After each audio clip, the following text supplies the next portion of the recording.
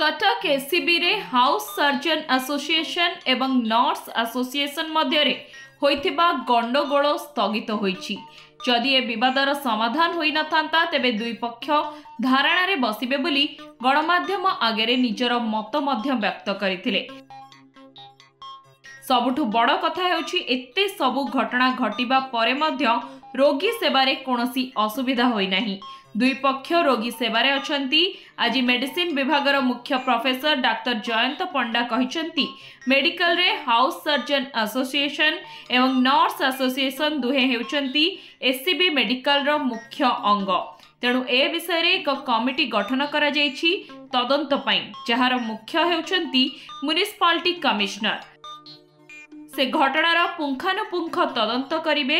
सेथिरे जहार त्रुटि देखाजिबो तांको उपरे दृढ़ कार्यानुष्ठान ग्रहण कराजिबो बोली कहिसंती मेडिसिन विभागर मुख्य प्रोफेसर डाक्टर जयंत पंडा।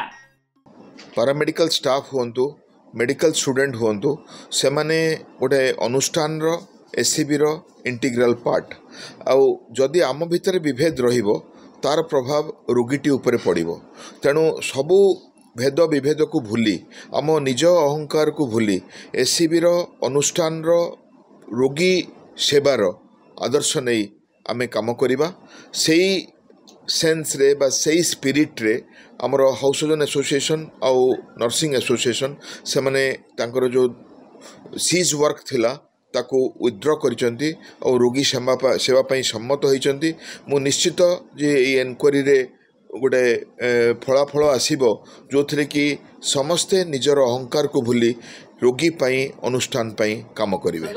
कटक विश्वजीत नायक का रिपोर्ट, धरित्री लाइव।